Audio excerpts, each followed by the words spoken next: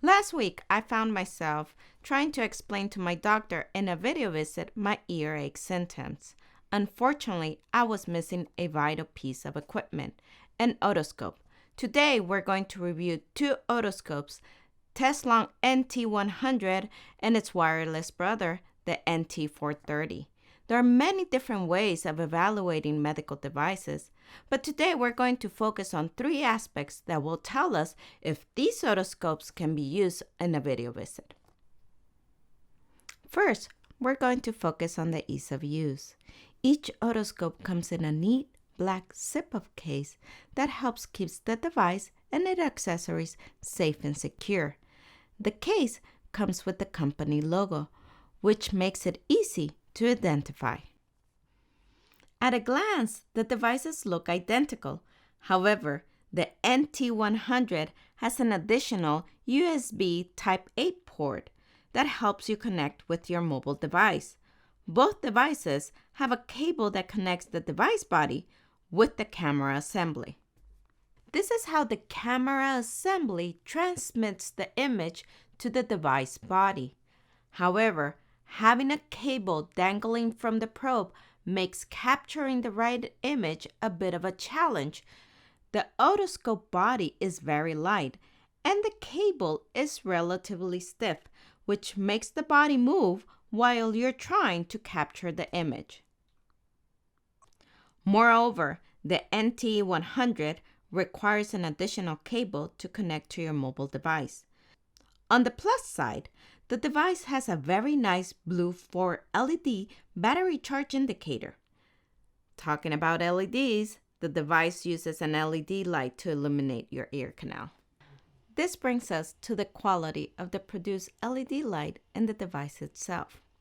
When evaluating LEDs in medical devices, we will look into three qualities: color temperature of the light, color rendering index, and homogeneity of the light. The FDA classifies otoscopes as a Class 1 exempt medical devices. This means that the manufacturer only needs to register the device and follow general control guidelines.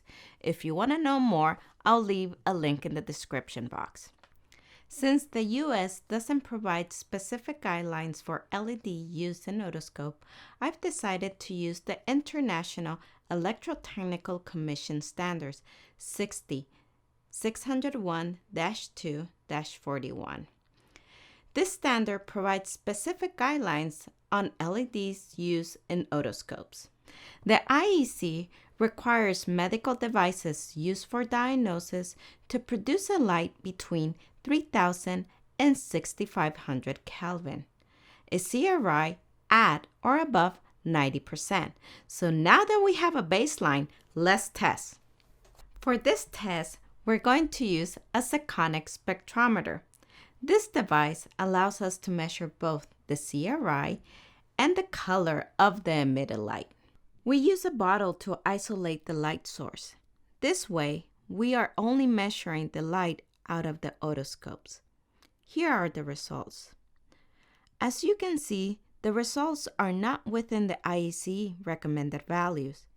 I also noticed that these otoscopes produce 12,000 Kelvin light, which makes the light blue. Here's a comparison of these otoscope spectrum with daylight. Another aspect you should consider when evaluating digital otoscopes is the type of camera. Teslong otoscopes cameras are capable of producing HD quality videos. This is good. The camera produces 1280 by 720p resolution without the speculum. When used with the speculum, the field of view is limited to 540p due to the speculum's diameter. I was also able to verify that their minimal focusing distance is about 3/4 of an inch. Thank you, Teslong, for providing these otoscopes for today's review. Teslong otoscopes do meet the FDA Class 1 medical device requirements. However, they do not meet the IEC standards. These otoscopes' primary purpose in the market is to aid earwax removal. In order to be considered suitable for video visit, I will recommend the following upgrades. 1. Removal of the cable to make it easier to maneuver. 2. Let's improve the quality of the light to meet the IEC standards.